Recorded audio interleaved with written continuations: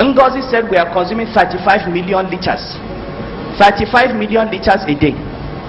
With the population of 160 million naira. How many cars do we have in Nigeria? How many cars? 35 million is 1/3 of the entire population of Nigeria. How many cars do we have? It is not true. Some of those LCs that are established, you know, go and talk to Nimasa. The ship comes on the sea. Vessels go, offload from the sea, take the petrol to Cameroon and to Benin. Meanwhile, somebody at the port takes a piece of paper. You will see a list of bills of lading saying that 15 vessels landed in Lagos on the same day. 15. Look at the dates. You will see 15 vessels. I have seen it. 15 vessels landing on the same day. Somebody will tick that he actually saw them. Those are the documents that are presented. And why will it not happen? You have created an opportunity for rent seeking. The difference between 65 and 140 is so huge. 1 trillion naira is enough to bribe anybody to sign anything.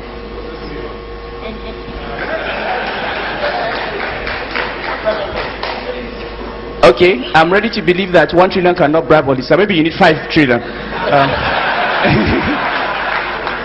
The point I'm making is that we talk about corruption, but corruption thrives on opportunities that we create for people to be corrupt, and you need to shut off those opportunities. If you say you have a subsidy, and if the poor people of Nigeria are not buying fuel at 65 naira per liter, then it is not a subsidy, it is rent. So what we are saying is, I am not a proponent for removal of subsidy, I'm a proponent for removal of rent. Now let's look at the impact of this distortion on the system and on the economy. And let us talk about the areas that we agree on. I'm speaking for Ngozi and for Deizani here and everybody. Let us talk about the things we all agree on. We all agree that there is corruption in government and that it needs to be addressed. We all agree that there is waste in government and we need to cut off on expenditure that is not reasonable. Okay? We all agree that government has been inefficient, that delivery has not been good, and that we need to improve on execution and delivery. Okay, so we're not here to debate that, and as Nigerians in the public and private sector, we are all responsible. I go to private sector meetings and they say government is so corrupt. I say, how many of you can swear that in your life you have not offered a government officer bribe? How many? Because corruption is the private sector that bribes public officers. So we all have to stop.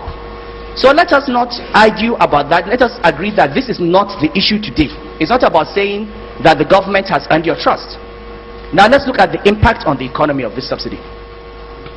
Between January, I'm giving you more facts, I mean other than facts given by the coordinating minister. Between January and November, the total amount of foreign exchange we sold to petroleum marketers at WDAS and Interbank was in excess of $8 billion. Over the same period, the total amount of subsidy that was given to these same marketers was another $8 billion. That is 16 billion. 16 billion. Now I'm going to ask you, it's actually 16.2 billion if you want to know the numbers. Now do you know what?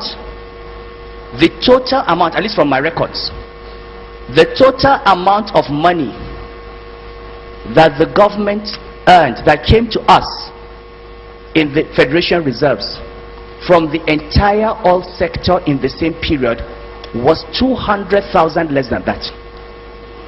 We spent more money paying for LCs and paying subsidy than we earned from the oil sector.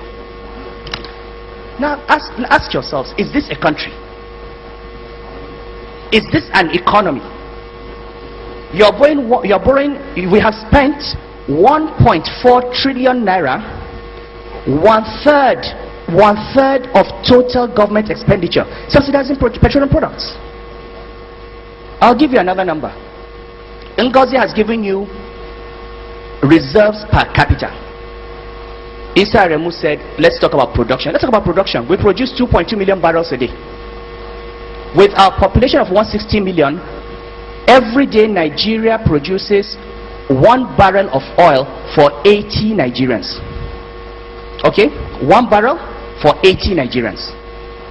Look at all the other OPEC countries. The nearest to us is Algeria, which has 1 barrel for 30. And Algeria is a gas producing country.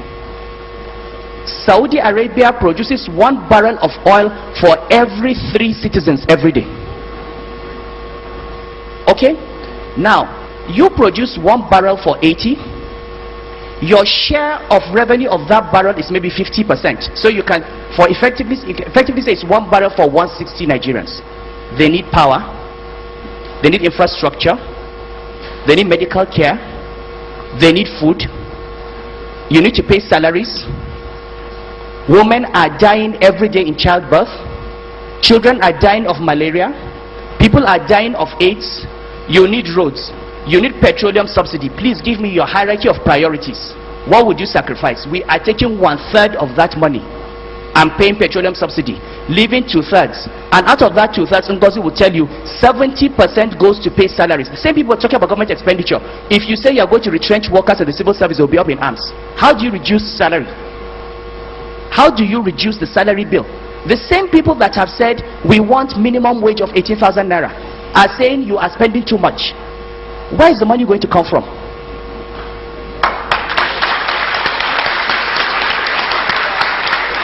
To pay those salaries, to maintain those civil servants, to provide health care, you need to free up resources. I mean, this is what economics is about.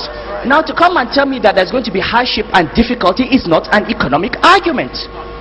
The economic argument is to say, this is the cost of removing subsidy. What is the cost of not removing it? And let me tell you something. This government can continue paying this subsidy to 2015. It will not come down. But the next government will be saddled with a debt burden that it cannot maintain. And the Greece situation would be nothing compared to where we are. So, to think that, these decisions are not easy. Europe today is facing a crisis. In 2008, the price of oil crashed from $147 a barrel to $40. Up to the week to $37. Up till 2 weeks, 3 weeks before then, I was in Washington in the World Bank meeting. They had different models and projections. Oil price will never fall below $85 a barrel. It came to 37. The only reason this economy continued growing was that we had reserves of $62 billion, which are now down to 30. That was a shock absorber. We don't have that shock absorber today. If the oil price crashes again by 30-40%, if the naira goes to 200 naira to the dollar, when you can no longer pay salaries, when inflation goes to 18% because of monetized, we have printed money, then we will know what a crisis is. You have to prepare yourself. What happens? You can see Europe every day. What happens? China is slowing down. There's a property bubble in China. India has had inflation. The Reserve Bank has increased rates 12 times. Inflation has not come down.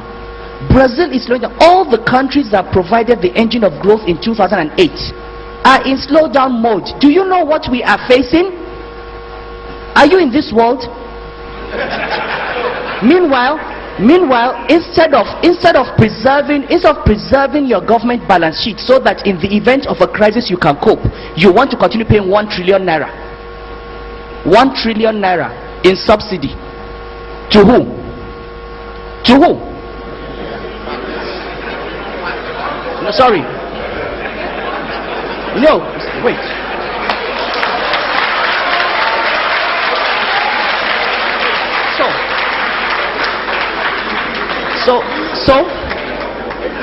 So fine.